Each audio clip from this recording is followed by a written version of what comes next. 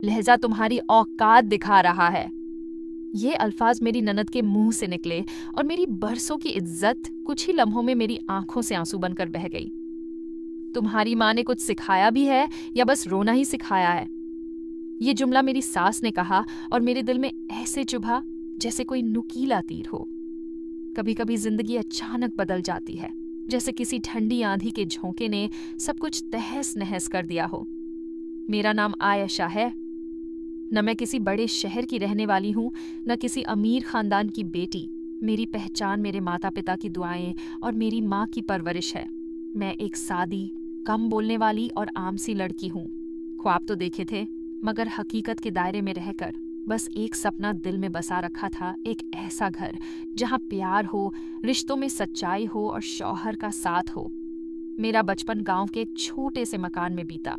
मेरे अब्बू मास्टर साहब कहलाते थे, एक प्राइमरी स्कूल में उस्ताद। उनके हाथों में सख्ती और चाक की धूल और जुबान में ऐसी मिठास कि हर कोई उनका एहतराम करता। हमारे आर्थिक हालात सीमित थे। महीने के आखिर में राशन नाप कर चलता। नए कपड़े सिर्फ ईद पर मिलते, वो भी माँ के सिले हुए। लेकिन हमारे घर में जो चीज़ कभी कम नहीं हुई वो थी मोहब्बत, परवरिश और कनात।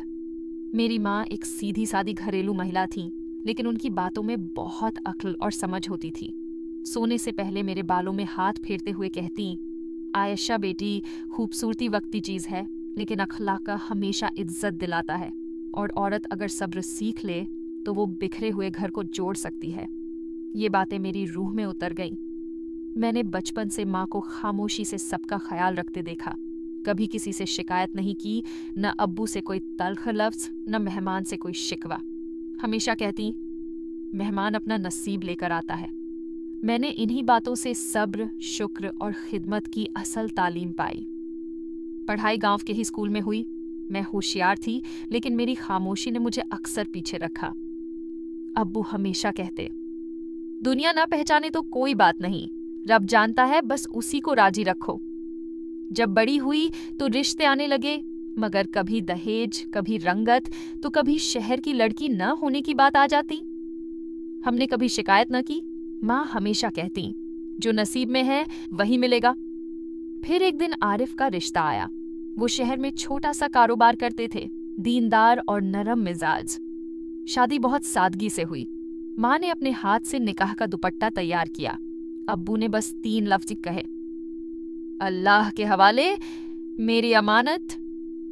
रुखसती के वक्त माँ ने मेरे माथे पर बोसा दिया। आयशा, तुम सिर्फ अब बहू नहीं, बीवी, बहन, बेटी और दोस्त भी बनोगी। रिश्ते सब्र से जोड़ने होते हैं। याद रखना, बहू सिर्फ घर नहीं, दिल भी बनाती है।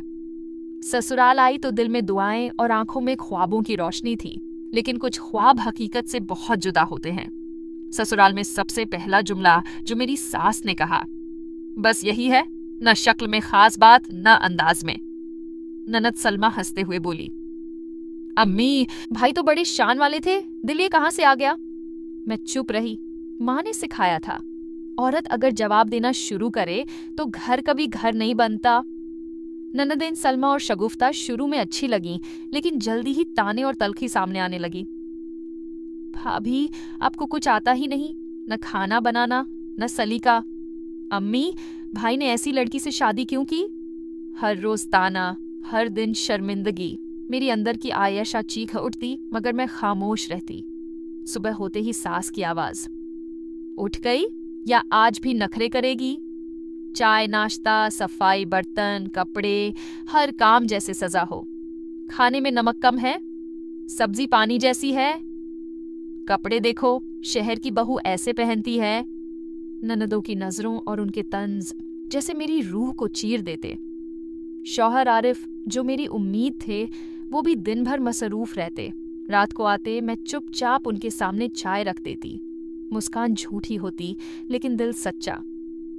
एक रात जब मैं खामोशी से बैठी थी, आरिफ ने मेरा हाथ थामा और पहली बार नरमी से बोले, आयशा, मैं सब देखता हूँ, तुम्हारा सब्र, तुम्हारी खामोशी, तुम्हारी तकलीफ। तुम जैसी औरत कम होती है, यही सब्र मुझे तुमसे और करीब कर रहा है। मेरे आंसू बह निकले, किसी ने मेरे दर्द को महसूस किया था। उस रात के बाद मैं बदल गई, मैं मजबूत हो गई। ہر رات تہجد میں اللہ سے بات کرتی، یا رب میں دل نہیں دکھاتی پھر بھی سب ناراض کیوں ہیں؟ نماز میرا سکون، قرآن میرا سہارا اور آنسو میری دعا بن گئے۔ ایک دن ساس کو فالج کا اٹیک ہوا، نندے گھبرا گئیں، عارف اسپتال کے چکر میں لگ گئے اور میں ان کی خدمت میں لگ گئی۔ 2 ہفتے بعد ساس نے میرا ہاتھ پکڑ کر کہا، عائشہ بیٹی میں بہت ظالم تھی، تم جیسی بہو اللہ سب کو دے۔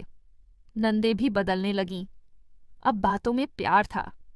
عارف نے سب کے سامنے کہا، میری بیوی نے صرف میری ماں کو نہیں ہمارے گھر کو بچایا ہے۔ ساس نے پیشانی چوم کر کہا، ہم نے پہچاننے میں دیر کی لیکن تم واقعی رحمت ہو۔